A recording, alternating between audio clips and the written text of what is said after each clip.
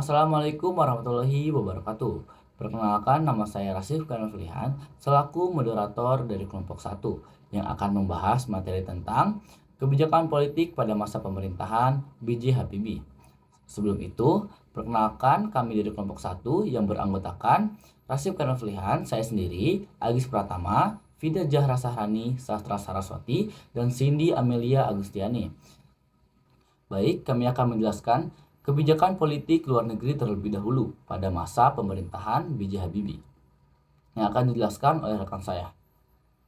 Baik, di sini saya akan menjelaskan tentang mengusahakan dukungan dana dari Dana Moneter Internasional IMF untuk pemulihan ekonomi Indonesia pada era B.J. Habibie.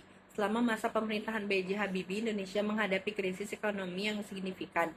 Untuk mengatasi krisis ini, Habibie mencari dukungan dari Dana Moneter Internasional IMF dan komunitas negara-negara penyokong guna pemulihan perekonomian negara. Salah satu pentingnya adalah kembali mendapatkan dukungan IMF dan komunitas negara-negara donor untuk program pemulihan ekonomi adalah strategi lebih besar untuk membebaskan para tahanan politik dan mengurangi kontrol pada kebebasan berpendapat dan kegiatan organisasi. Langkah pertama yang dilakukan B.J. Habibie dalam mengatasi krisis ini antara lain mendapatkan kembali dukungan dari IMF dan komunitas negara donor. Hasilnya pertumbuhan ekonomi pada triwulan 1 dan 2 pada tahun 1999. Namun perlu dicatat bahwa masa pemerintahan Presiden B.J. Habibie menunjukkan penurunan dominisasi untuk kekuasaan pemerintah dan negara dalam penentuan beberapa kebijakan ekonomi. Yang selanjutnya yaitu menyelesaikan masalah dengan Timor Timur dengan tuntas. Pergolakan di Timor Timur sudah terjadi jauh sebelum B.J. Habibie menjabat sebagai presiden. Setelah lama menjadi jajahan Portugal, pada 17 Juli 1976, Timor Timur resmi menjadi provinsi Indonesia yang ke-27. Namun, integrasi ternyata tidak menyelesaikan masalah. Pasalnya, terdapat banyak pihak yang menentangnya. Selain dari jumlah golongan di Timor Timur, Perserikatan Bangsa-Bangsa atau PBB juga tidak setuju dengan persetujuan Timor Timur dengan Indonesia. Tekanan semakin meningkat saat negara-negara yang mulanya mendukung integrasi mulai mengubah sikapnya. Hingga pada tahun 1999, PBB terus mengusulkan jajak pendapat terhadap penduduk Timor Timur, yang akhirnya dilakukan oleh Presiden Habibie. Kebijakan yang diambil Habibie terkait masalah Timor Timur adalah melaksanakan referendum atau jajak pendapat atau pemungutan suara. Pada 27 Januari 1999, pemerintahan Habibie menawarkan dua pilihan, yaitu otonomi khusus atau memisahkan diri. Kemudian, Presiden B.J. Habibie mengadakan referendum di Provinsi Timor Timur pada 30 Agustus 1999 di bawah pengawasan United Nations Mission for East Timor atau UNAMED dan diikuti oleh penduduk Timor Timur. Adapun hasil referendum diumumkan di New York dan pada 4 September 1999. Isinya adalah bahwa hampir 78,5% penduduk Timor Timur ingin merdeka atau memisahkan diri dan menolak tawaran otonomi khusus dari Indonesia. Dengan hasil tersebut, MPR RI dalam sidang umum MPR pada tahun 1999 mencabut TAP MPR dan mengembalikan Timor Timur seperti pada 1975. Mulai saat itu, Timor Timur lepas dari Indonesia dan diakui secara internasional sebagai negara merdeka dengan nama Timor Leste pada 20 Mei 2022. Selanjutnya saya akan menjelaskan meningkatkan peranan Indonesia dalam ASEAN. Masa politik B.J. Habibie yang berlangsung dari tahun 1998 hingga 1999 ditandai dengan upaya untuk meningkatkan peran Indonesia di ASEAN.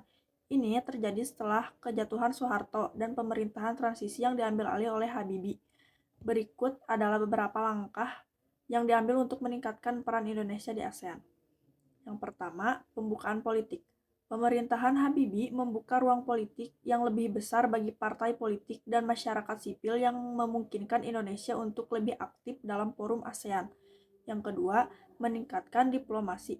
Pemerintahan Habibie meningkatkan diplomasi Indonesia di ASEAN dengan menghadiri pertemuan tingkat tinggi dan memperkuat hubungan bilateral dengan negara-negara anggota ASEAN. Yang ketiga, pembangunan ekonomi. Pemerintahan Habibie berusaha untuk memperbaiki ekonomi Indonesia yang terpuruk dengan melakukan reformasi ekonomi dan menarik investasi asing, yang diharapkan akan meningkatkan peran Indonesia di ASEAN. Yang keempat, pengembangan infrastruktur. Pemerintahan Habibie juga berusaha untuk meningkatkan infrastruktur di Indonesia, yang diharapkan akan meningkatkan konektivitas dan perdagangan dengan negara-negara ASEAN. Meskipun demikian, pemerintahan Habibie juga menghadapi tantangan dan kritik, termasuk terkait dengan isu korupsi, ketidaksetaraan, dan perlambatan reformasi politik. Baik, kami akan menjelaskan kebijakan politik dalam negeri pada masa pemerintahan B.J. Habibie. Poin pertama dari kebijakan politik dalam negerinya ialah kebebasan pers. Nah, perlu kalian ketahui terlebih dahulu, pada masa kepemimpinan Soeharto, pers itu tuh tidak bebas, atau bisa dibilang kayak ketika ada sesuatu media yang mengkritik pemerintahan Pak Soeharto, itu akan hilang atau dibredel atau ditembaki oleh aparat pada saat itu.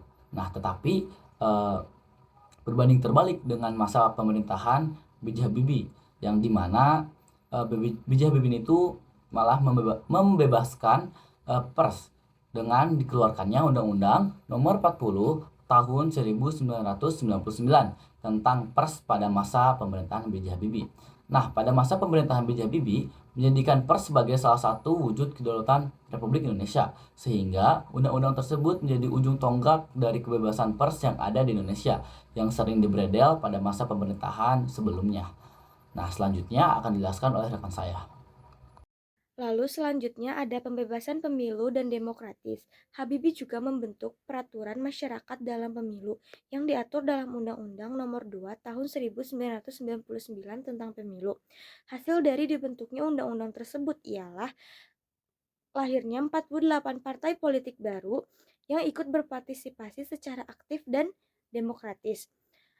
Pada tahun 1999, pemilu legislatif yang dilaksanakan menjadi pemilu yang paling bebas dan demokratis daripada pemilu pada tahun 1955.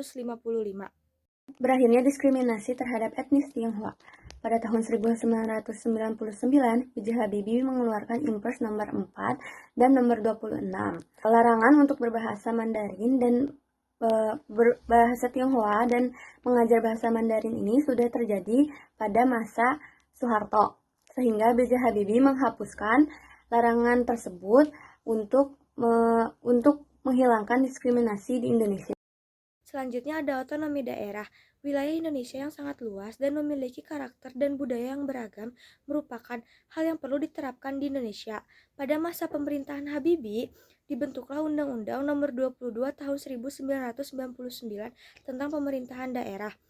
Hasil dari lainnya yaitu meredanya gejolak disintegrasi dari sebelumnya yang sempat pecah di Indonesia. Akhirnya Komnas Perempuan. Pada tahun 1998, banyak terjadi kekerasan seksual terhadap perempuan, sehingga B.J. Habibie mengeluarkan keputusan Presiden nomor 181 tahun 1998, yang akhirnya melahirkan Komnas Perempuan di Indonesia. Baik, di sini saya akan menjelaskan tentang kemerdekaan Timor Timur.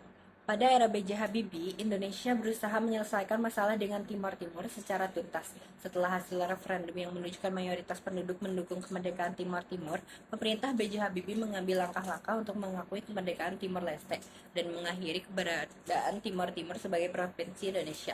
Langkah-langkah yang diambil antara lain adalah mengizinkan pengawasan internasional selama proses referendum, memfasilitasi proses kemerdekaan, dan menjaga keamanan selama transisi. Keputusan B.J. Habibie untuk mengakui kemerdekaan Timor Leste dianggap sebagai langkah yang bijaksana dan menunjukkan komitmen Indonesia terhadap demokrasi dan hak penentuan nasib sendiri. Meskipun proses kemerdekaan Timor Leste tidak berjalan tanpa kontroversi dan tantangan, langkah-langkah yang diambil pada era B.J. Habibie telah membantu menyelesaikan masalah dengan Timur Timur dan memulai babak baru dalam hubungan antara Indonesia dan Timor Leste. Mungkin cukup sekian presentasi dari kelompok 1. Saya, Rasif Karim Flihan, selaku moderator, pamit undur diri. Mohon maaf bila ada salah kata dan kurang dalam penyampaiannya. Wabillahi taufiq wal hidayah. Wassalamualaikum warahmatullahi wabarakatuh.